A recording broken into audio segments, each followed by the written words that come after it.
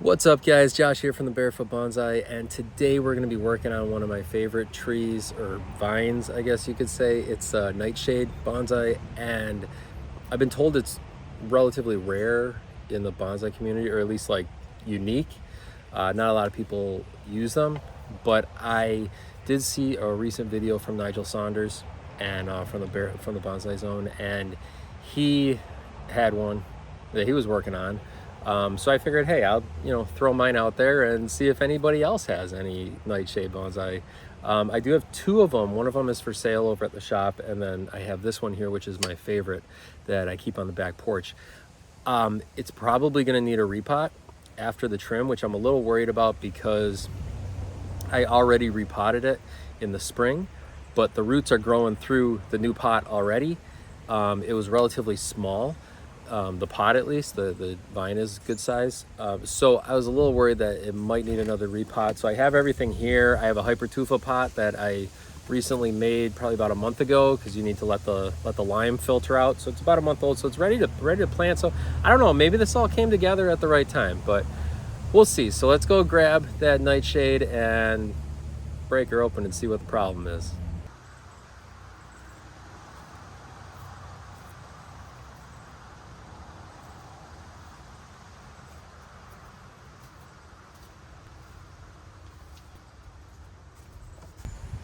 So here it is, my Nightshade Bonsai. It's got this lovely trailing piece that's turning into a cascade, and then it's got the upper parts here. You can see it's pretty huge. This is all new growth. I cut this thing back in the spring and then repotted it in this new pot, and I make these out of bowls. I'll show you how to do it in another video, but it's very simple. But what I'm shooting for is I want to keep this cascade piece, and then I want to refine the rest of this into a kind of a canopy. And this is all hit or miss. I mean, like I said, it's relatively rare to create bonsai using a material like this. Even a vine anyways, even like grapevines, you don't see a lot of people doing bonsai with vines, and then with a nightshade too. There are various types of nightshade. This is a climbing nightshade. There's also deadly nightshade, which is poisonous to some people, not to all. So just be careful when you're picking them. Get a plant app so you can take a picture of the leaves and you can tell what's good and what's not. I am seeing some red ants crawling around on here, so that's not great. But like I said, in the pot, you can see here the roots up on the top, which is what I'm trying to figure out a way to make aerial roots with this thing. But then also look down below. These are all the roots growing through, which is not great. These are very vigorous when they grow in nature, so I knew I would be having to prune multiple times a year to deal with this, but I was not expecting a repot so soon. But sometimes you just got to do what you got to do. So first I want to cut this down, and then I'm gonna pull it out of the pot and see what happens. So like I said, I'm gonna keep the trailing piece. I'm not gonna do anything with this because I want this to kind of stay pretty much the way it is. But what I'm gonna do here is try to refine this into more of a canopy and try to reduce the leaf size. You can see these leaves are pretty large compared to the ones below, so I want to keep bringing it down and refine that. This is all new. This whole shoot right here is new growth just from this year since I repotted. And same thing here, this thing came out, so you can see the ramification. So I cut here, and then this shoot came out to the side. Same thing, I cut here, and then this new shoot came out. So it does ramify pretty well. This is all, like I said, an experiment here. But I want to try to, like I said, ramify the whole thing and get it to thicken up, smaller leaves, make it into a canopy. So let's get cutting here. I always like to just get in and cut. I'm gonna start with this lower one here. There is a little like leaflet kind of thing going on here, so I'm gonna cut back to that. And I'm just cutting on an angle so that the new shoot can be a leader. This is new growth too from this year, and I want to get it like that, sort of, like that kind of a shape. So I am going to cut back to this one. and then this will hopefully go this way. And then up here, this is all new growth out the front. So I'm actually going to cut, if I flip it around, you can see where this shoot is here coming up. I want this to be the new leader. So I'm gonna cut into the woody part there, which, man, this thing it's just so vigorous. It's incredible. So that already gave me a better shape there. And then as for this one, this is the really long shoot. I'm gonna cut it, I'm gonna look at the way that this is angled out here, this direction, and see if I can get it to do that. So I'm gonna follow these here up to that. So I should be trimming here. And then this will be the new leader, which will lead everything into here and bring it down. And I think this will start to form up nice. What I want to do is try to make it look like it is 3 trunks, but I want to make it look like legitimate 3 trunk tree with a canopy like this. But I want the canopy to go up like this, round up, and then come down to the cascade. So it kind of pulls your eye here, and then all this is sort of swirling around over here. Bring your eye back. I want to continue to have eye movement there. So you can see as I pull back, that shape is there now. So that's good for me. I'm happy with that, and we'll see where the vigor goes. This is what we pulled off of it. Not a ton, but now I want to get it out of the pot and see what we're working with underneath. What do we got here? Flathead screwdriver, that'll work. Just kind of poking along the edges here.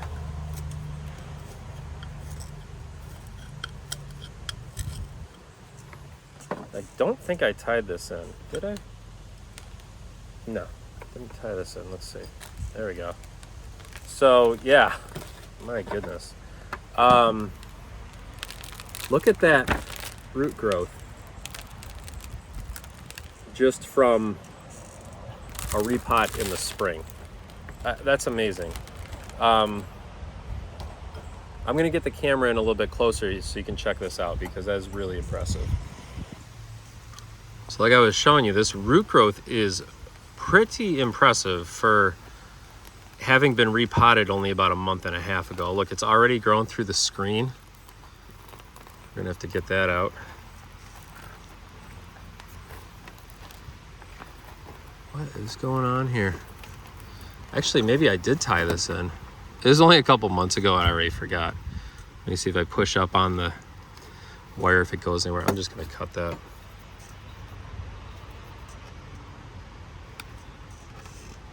See if I can pull it out from the top then.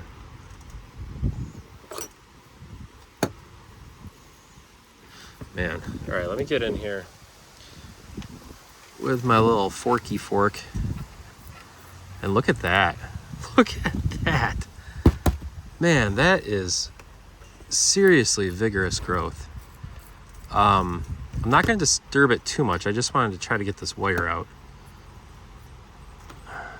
Let's see. There we go. Should be able to get it out this way. Oh boy, I'm really disturbing the roots here. But I really want to get this wire out because I don't want to wire it into the new Hypertufa pot. There it is. There it is. So it was twisted here. Look at these roots. This is crazy.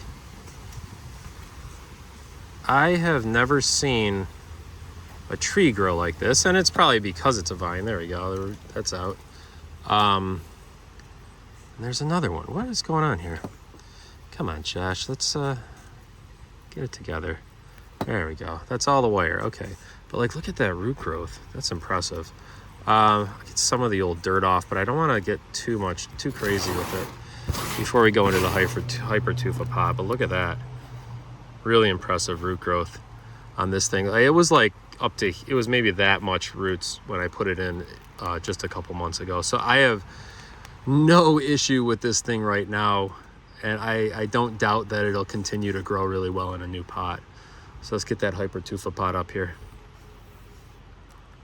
That is just a crazy amount of growth, and I'm just really blown away by that. It is very damp and sticky here, so I'm gonna get a little bit of that muddy stuff out because the mix that I have for this is a little bit more free draining, because it's in the Hypertufa pot, and Hypertufa is kind of free draining too.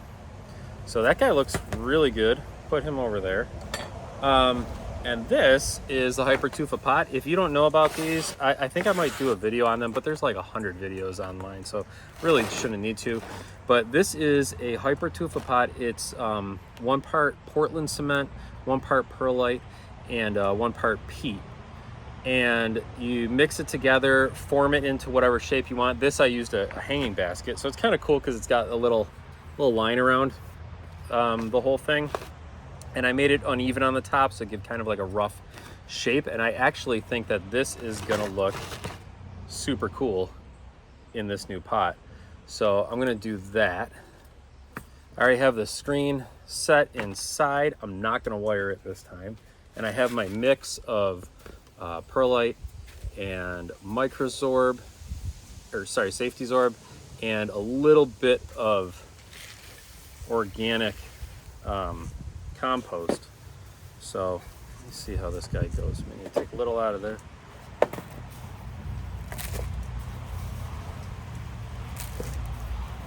I want to keep it kind of roughly where it was. And what's cool about the Hypertufa pots when you make them like this, they kind of don't have a bad side because they're all just sort of really random. But I want to kind of force this root system to splay out, which just means go out to the sides. We're already getting some roots up top. So let's bury this thing.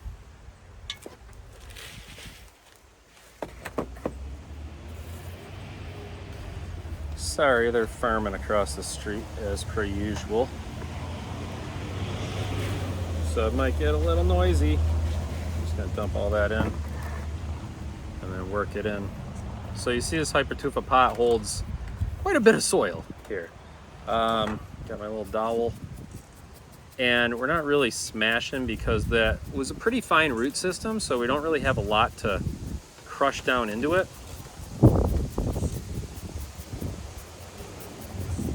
But yeah, it is going down. It is going down, and the plant is staying. I didn't want to wire it because I just think that once we start watering this, it mashes down. We should be okay. And at least pushing it down and all that should help. And I'm starting to think I probably should have wired it, but this is just trying to get the thing back in the ground basically before it dries out. So, but yeah, there it is. There is the Nightshade in the Hypertufa pot. I kind of want it to be like this instead. There we go. That is better. That's what's nice about not wiring it too, is you can say, oh, well, that wasn't the way I wanted it. So now it goes down and we still get the, well, now it's a semi-cascade, but eventual full cascade once this grows down. So let's get it watered in and we should be done.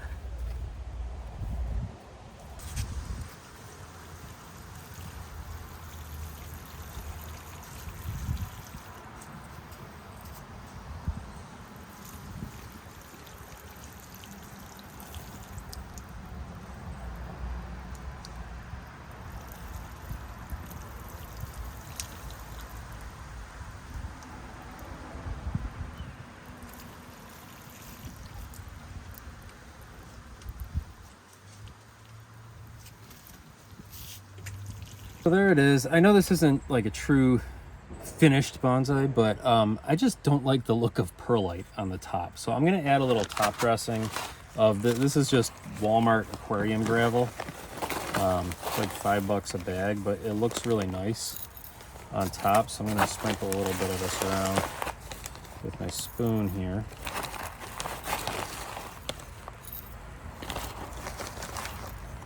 I don't know if I want to just cover the whole thing or leave a little bit of room, because I want to put some rocks in here too, just to not only dress it up a little bit, but also, you know, help with the evaporation and that. It's going to need water. It's going to stay in the shade for probably the rest of the summer. Not full shade. I have a nice spot where it actually was before that it really loved. It gets morning sun, and it seemed to really like that. These nightshades primarily, as the name may suggest, grow in the shade mainly. They kind of reach for the sun a little bit, and that's how the vines work on them. But I think that's looking really nice. Just this little bit of aquarium gravel, just throwing that in pretty nicely there. So I want to get some rocks in here too, and I have a few picked out, so we'll see how those look. One of them, now that I look at it, is kind of the same color as the gravel, so really not look great, but it's a nice big one here. These are just beach rocks that we find down at the beach, and they work great for bonsai because they're very interesting. You can see these are just really weird and unique rocks. You can kind of stand them up a little bit so they look more like a boulder, but I kind of like that. I like how that looks. And so there she is, our Nightshade Bonsai with the semi-cascade for now. Full cascade soon, in the new Hypertufa pot. And there's nothing like making your own pots. I mean, it's really rewarding to see a plant in this pot. This is actually the first Hypertufa pot I've ever made on my own. So to see your favorite tree, one of your favorite trees in that pot that you made is really rewarding. I love how this turned out. I'm excited to see this canopy start to fill in throughout the rest of the summer. Like I said, these grow very vigorously. At least this is the second year with this one, and it's been growing like crazy. As you saw, the root system alone is nuts. But this thing has been watered in really well. I'm going to transfer it back over to the shady spot, and hopefully we'll be back maybe in the fall to do another trim on this one.